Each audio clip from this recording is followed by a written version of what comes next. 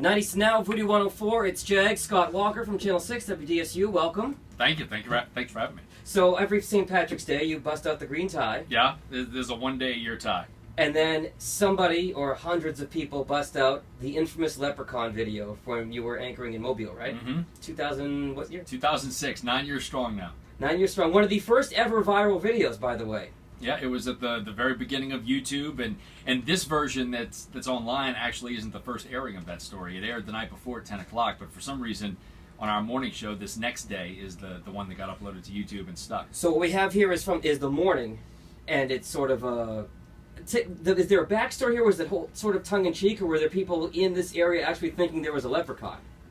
Every year I do an explainer on my website, scottwalkertv.com, so you can see the whole thing written out and the whole backstory there. But in a nutshell, we got a lot of calls to the newsroom about people congregating in the Crichton community of Mobile, and there were police cars, traffic was being impeded, so we went to check it out. And we got there, and it sort of took on a life of its own and snowballed, and all of a sudden there is a leprechaun in a tree.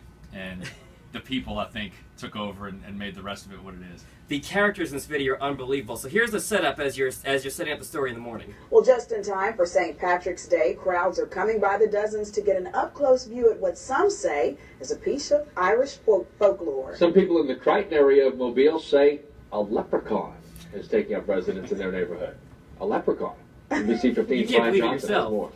I hadn't seen it. Curiosity leads to large crowds in for Mobile's Crichton community. Many of you bring binoculars, camcorders, even camera phones to take pictures. To me, it look like a leprechaun to me. All you gotta do is look up in the tree. Who else seen the leprechaun? Say yeah! He is the symbol of the story. Eyewitnesses say the leprechaun only comes out at night. If you shine a light in its direction, it suddenly disappears. And you've got the amateur sketch right here. The amateur sketch, I think, is the epicenter of the entire story, because somebody out there on the scene had a yellow piece of loose leaf legal paper and sketched that as what they saw up in the tree. And ultimately, that ended up going up for sale on eBay by our station, and it made about $1,100 and was donated to the American Cancer Society, if I remember correctly. Great ending of that part of the story. This amateur sketch resembles what many of you say the leprechaun looks like. Others find it hard to believe and have come up with their own theories and explanations for the image. My theory is it's casting a shadow. Legit, right? Sure. The other limb. Could be a crackhead. They got hold to the wrong stuff. Also legit. And it told It could be. Tree and play a leprechaun. We're going to get down to the bottom of this. Now, this is my favorite. He's of Irish descent, this gentleman. Don't be afraid, And the flutes. This guy helping to direct traffic says he's prepared for his encounter with the leprechaun. He's suited up from head to toe. This wards off smells right here.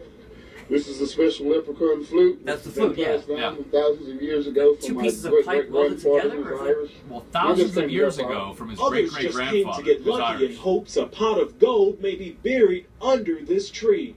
I'm gonna run a backhoe and uproot that tree. I want to know where the gold at. I want the gold. Give me the gold. Sure, I with the want backhoe, right? Yeah, absolutely. This is Brian Johnson, NBC 15. And that goes back to you guys here. People will do anything for a pot of gold. I mean, anything. You know what I like? I like the amateur sketch of the leprechaun. Yeah, It looks like somebody got a really good look at it and got that good drawing of Who it. did that? I want to know who sketched I that. don't know, maybe Brian sketched it. That was a good story. And we had no idea Well, then. just in time. We had no idea then Crowds what are was coming by the going dozens to get an happen and what up-close this view was of going to lead to. I'm sorry, say it again?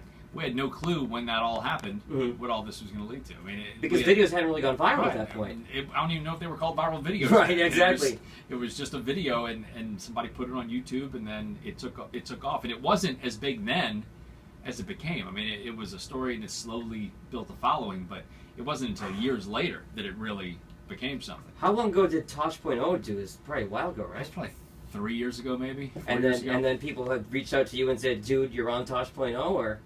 Every time this video appears anywhere, I hear about it from somebody.